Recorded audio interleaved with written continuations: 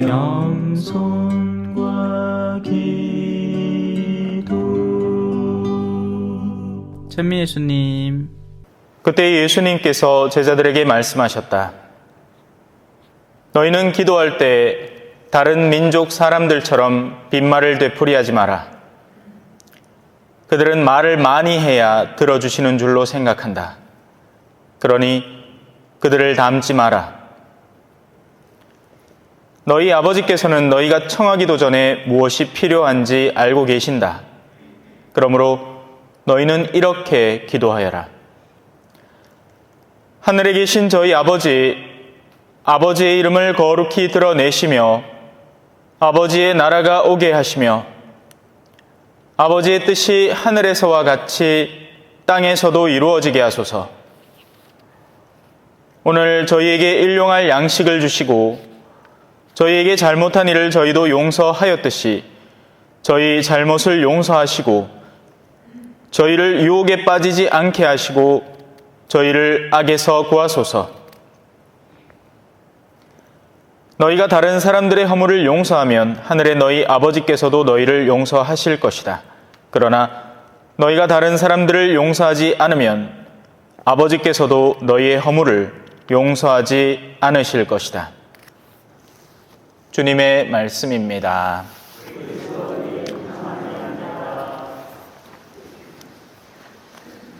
찬미 예수님.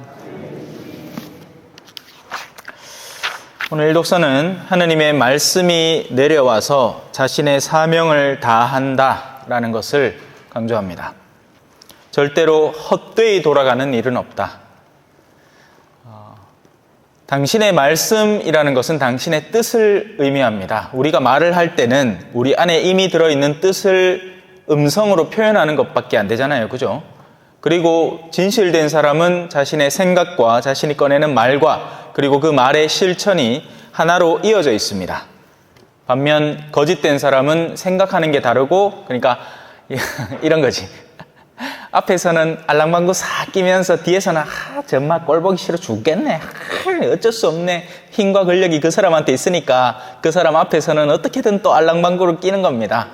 부장님 딸랑딸랑 뭐 옛날에 회사 생활 하시던 분들 이런 거 얘기 자주 하시더라고요. 예. 하지만 하느님의 말씀은 당신이 본래 의도하는 바를 꺼내놓고 그리고 그 꺼낸 것이 완수되게 됩니다. 그런데 여기에서 이제 의문이 생기죠. 하느님은 세상을 구원하시겠다 하시는데 우리가 바라보는 세상은 그렇지 않습니다. 그죠? 악이 만연해 있습니다. 그러면 이걸 어떻게 설명할 거냐라는 아주 단촐한 질문을 우리는 던집니다. 이거 그럼 틀린 거 아닙니까? 하느님은 다 이루는 분이 아니네요. 이룹니다. 왜? 하느님은 영원을 쥐고 계시기 때문에 하다 안 되면 또 새로운 사람을 메꿔 넣으면 됩니다. 그러면 남은 여기에서의 우리의 자리에서의 남은 일은 뭘까요? 우리가 그 일에 동참하느냐 마느냐가 달려 있습니다. 여기에 의로움의 비밀이 숨어 있는 겁니다. 적지 않은 신앙인들이 이걸 이해를 못하기 때문에 엉뚱한 의로움에 사로잡혀 살아갑니다. 그러니까 다른 사람이 보기에 의로워 보이는 삶을 살려고 하는 건데 이건 자기 자신 내면에도 자기가 원치 않는 의로움일 뿐더러 사실은 자기가 역겨워하는 것을 다른 사람들이 보면 보기 좋아 보이기 때문에 하는 것뿐입니다. 간단한 예를 들어 드릴게요. 오늘 제가 손님을 한 분 맞이해서 이렇게 그 경험을 들을 수 있었는데요. 레지오의 한 이 단장이라는 분이 자신이 얼마나 많은 기도를 하는지 역설한다는 겁니다. 또 그런 걸로 인해서 이제 교회 장상들에게 얼마나 많은 칭찬을 받았는지, 표창장 같은 것도 받았는지. 그런데 사실상 이 레지오는 티격태격 한다는 거죠. 단장하고 총무하고 서기하고 막 뿔뿔이 다 마음들이 흩어져서 싸우고 있다는 겁니다. 그러니 그 겉꾸민 의로움이 도대체 누구를 위한 것이며 누구에게 이득이 되는 겁니까? 그 누구에게도 이득이 되지 않습니다. 그걸 지켜보는 사람도 알아요. 저 사람이 진짜 기도를 하는 사람인지 아니면 기도의 횟수를 채워서 그걸로 다른 사람들 앞에 의로움을 내세우는 사람인지는 바보 아닌다 하면 다 아는 겁니다. 그래서 하느님은 그림을 크게 그리세요. 그리고 그 그림 안에서 당신의 뜻이 곧 의로움이 되는 겁니다. 언젠가는 반드시 이루어질 뜻입니다. 지금 세상에서 예를 들어서 당파별로 나뉘어가지고 막 여기 붙으면 더 잘 봐주고, 그죠? 우리 동네 유지한테 잘 보이마, 일도 수월하게 진행이 되고, 근데 그러다가 나중에는 또 어떻게 됩니까? 그 비리들이 다 캐어져서 이 사람 못 쓸 사람이구나 하고 나중에 도로 수치를 2배로 입게 되죠. 그죠? 그때만 해도 잘 되었던 어떤 일들이 그 일로 인해서 요즘 또 왜 한창 화두가 그거 아닙니까? 학폭의 가해자인 누군가가 마치 철면피처럼 아무 일도 없다는 듯이 나섰다가 지금 도로 자신한테 그게 다 돌아오게 되었죠. 그때만 해도 자신은 힘 있는 사람이었던 겁니다. 그런데 이제는 아닌 거죠. 자, 그러니 반드시 내가 뜻하는 바를 이루어 내가 내린 사명을 완수하고야만은 하느님의 뜻이 선존하는 겁니다. 선존재하는 거죠. 이건 변화될 수 없는 뜻이에요. 그래서 이 뜻을 올바로 이해해야 되고 하느님께서 근본적으로 갖추고 계신 세상의 근본 원리와 뜻이 무엇인지를 우리가 올바로 이해해야 비로소 의로움을 살 수 있다는 겁니다. 그게 아니면 전부 다 겉꾸민 의로움이 된다는 거죠. 피상적인 의로움이고 일시적인 의로워 보이는 외적 행동에 불과하게 되는 겁니다. 그러면 그 의로움을 따라 사는 사람들의 운명은 어떤가? 저기 대표 운명이 있잖아요. 십자가에 못 박혀버립니다. 열심히 하느님의 뜻을 따라서 살았더니 사람들이 죽여버려요. 하지만 죽은 거 맞습니까? 안 죽으셨죠. 그러나 이 안 죽음의 영역부터는 신앙의 영역으로 들어가는 겁니다. 우리 눈으로 보기엔 죽었거든. 우리 눈으로 보기에는 두드려 맞고 가래침 맞고 채찍질 당하고 온갖 피떡이 돼가지고 우리 눈으로 보기엔 죽었거든. 그런데 하느님의 거대한 계획 속에서는 살아계신 분이 되는 거예요. 그리고 우리를 그 자리에 초대하는 거죠. 오늘 화답송은 의인에 대한 이야기를 반복적으로 합니다. 의인은 결국 하느님께서 그들의 기도를 들어주시고 그들을 구원해 주시고 그들을 되살려 주실 것이다. 반면 악인은 아무리 지금 자기가 화려한 외견을 지니고 온갖 화려한 것들 속에서 온갖 쾌락을 다 누리고 살더라도 패망할 수밖에 없다라는 이야기를 화답송에서 강조해서 이야기를 합니다. 주님의 눈은 의인들을 굽어보시고 그분의 귀는 그 부르짖음을 들으신다. 주님의 얼굴은 악행을 일삼는 자들에게 맞서, 자, 여기서 악행을 일삼는 자들이 자신들이 악행을 하고 있다는 것을 인지하고 있을까요? 자신들은 자신들의 이득을 위해서 실행할 뿐입니다. 다만 그 이득 속에는 하느님께서 궁극적으로 바라는 의로움이 하나도 없었던 겁니다. 그래서 그들은 자신들은 선을 하고 있지만 악이 되는 거예요.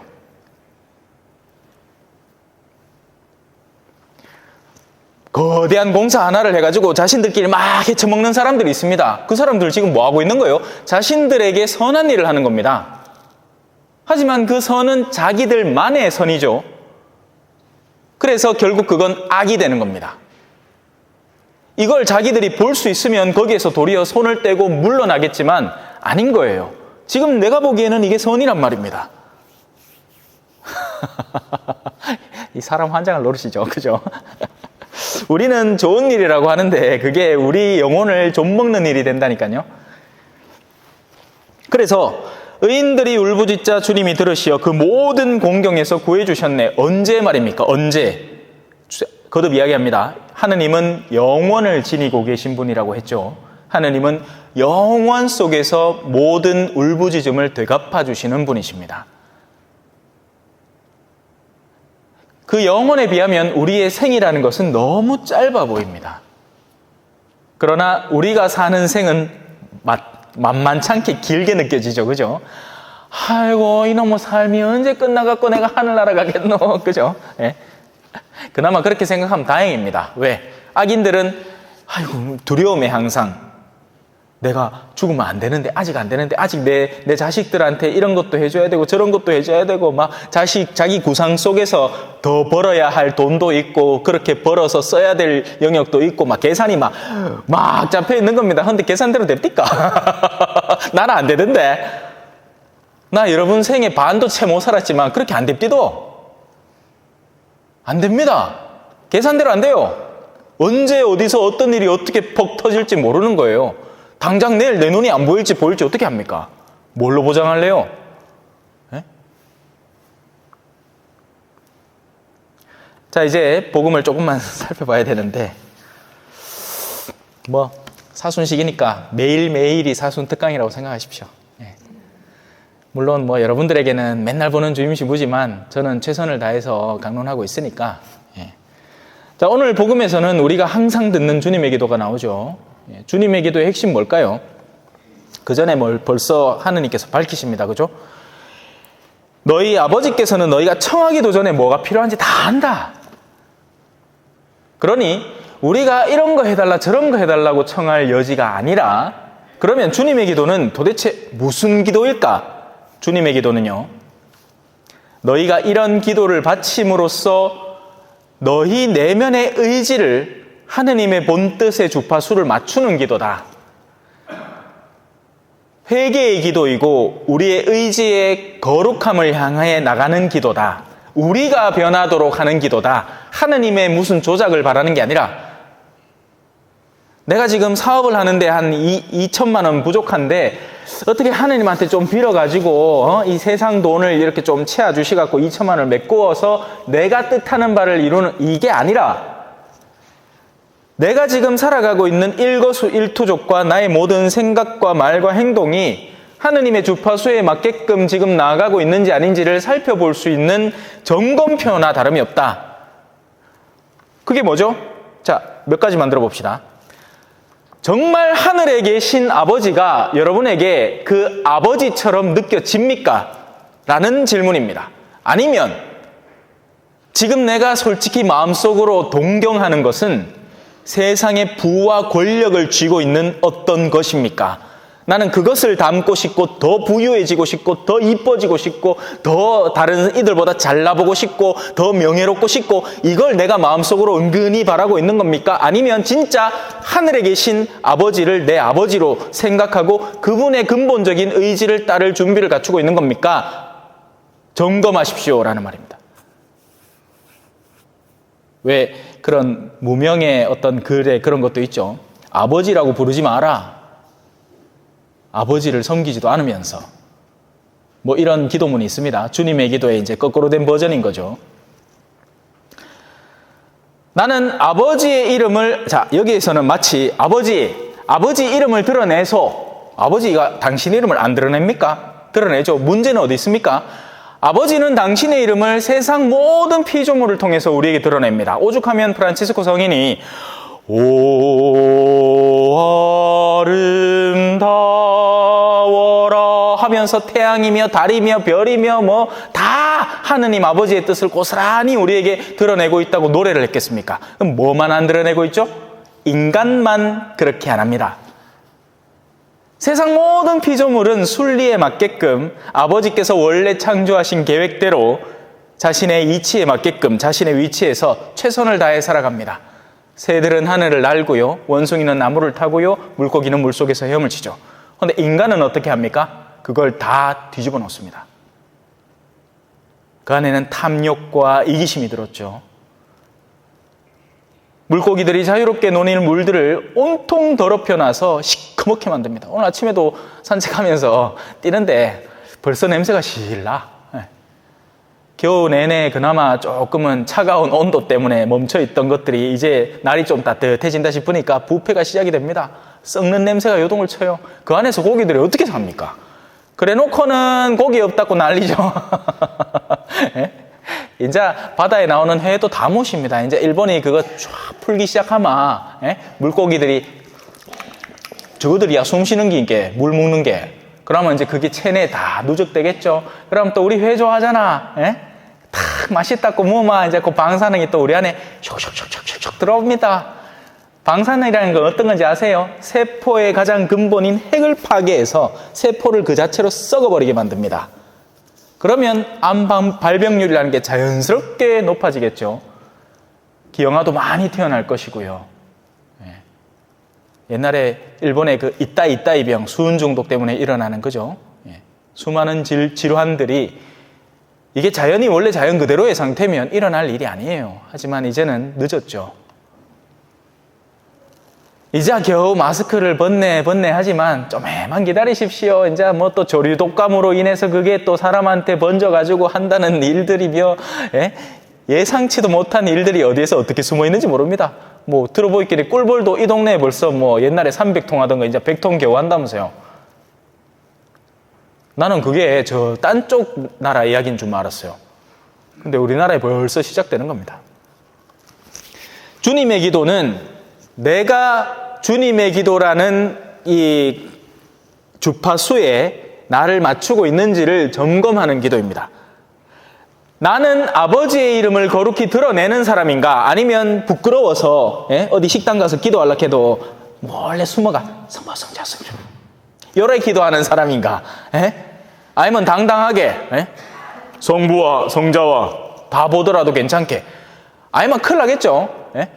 사람들 앞에서는 막 기도해놓고는 뒤로는 어디 뭐 이상한 다방각이나 뭐 이상한 데 가마 주변에서 다 욕할 거 아닙니까? 저거 이중적인 인간이라 하면서.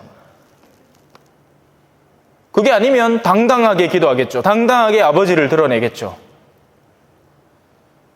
나는 과연 아버지의 나라가 오게 하는 사람인가? 아니면 내 나라, 내가 욕구하는 유토피아를 여기에 형성시켜 놓으려고 하는 사람인가?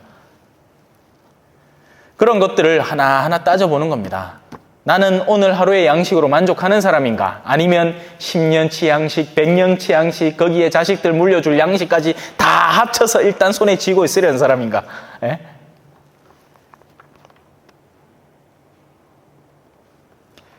유혹에 빠져들고 있진 않아. 악에 머물러 있진 않나. 언제든지 변화할 수 있고 바뀔 수 있는 하느님의 은총이 가득한 성사를 앞에 두고도 그걸 과연 쓰고 있나 안 쓰고 있나. 사실 죄인들의 고집은 대단합니다. 그죠? 원래 그렇대요. 죄를 지을 때 두려워할 줄 알고 부끄러워할 줄 알고, 그리고 그러니까 그것을 털어놓고 회개할 때 용기를 가져야 되는데, 죄인들은 거꾸로 하죠. 죄를 지을 때 용기 있고 이 정도는 해도 돼, 마누라 몰래 바람 피워도 돼 하고, 나중에 죄를 짓고 나면 그거를 털어놓을 용기가 없이 그걸 부끄러워한다죠. 거꾸로입니다. 거꾸로 써야 돼요. 죄를 짓기 전에 이걸 심각하게 생각을 해서 이게 얼마나 수치스러운 일인지를 미리 파악을 해야 되고, 그리고 그것이 잘못되었다는 것을 이해할 때 용기 있게 하느님 앞에 용서해달라고 용서를 청할 줄 알아야 돼요. 뒤집어야 됩니다. 그 가운데에서 예수님은 가장 우리가 심각하게 고심하고 있는 일, 관계 안에서의 용서의 일을 한 번 더 추스려 줍니다. 너희가 다른 사람들의 허물을 용서하면, 여기에 몇 가지 수식어를 더 붙이면 적극적이고 너희가 정말 나서서 의지적으로 용서를 하려고 들면 하늘의 너희 아버지께서 너희부터 먼저 용서하실 것이다. 그러나 우리가 그러지 않으면 아버지께서도 너희의 허물을 용서하실 이유가 없다. 너무나 간단한 논리죠. 그래요. 이렇게 해서 또 사순의 한 날을 보냅니다. 오늘 댁에 돌아가셔서 주님의 기도를, 제가 항상 고해해 줄 때마다 주는 보석도 주님의 기도 한 번이거든요. 그러니 여러분들 보석을 안 받았지만, 보석 받은 분들은 보석하면 되고, 안 받은 분들도 주님의 기도의 본 뜻을 천천히 되새기면서 이거 하나만 질문하면 됩니다. 내가 지금 기도하는 이 기도대로 살고 있나? 오늘 복음하는 송입니다. 사람은 빵만으로 살지 않고 하느님의 입에서 나오는 모든 말씀으로 산다. 아멘. 찬미 예수님, 겸손과 기도.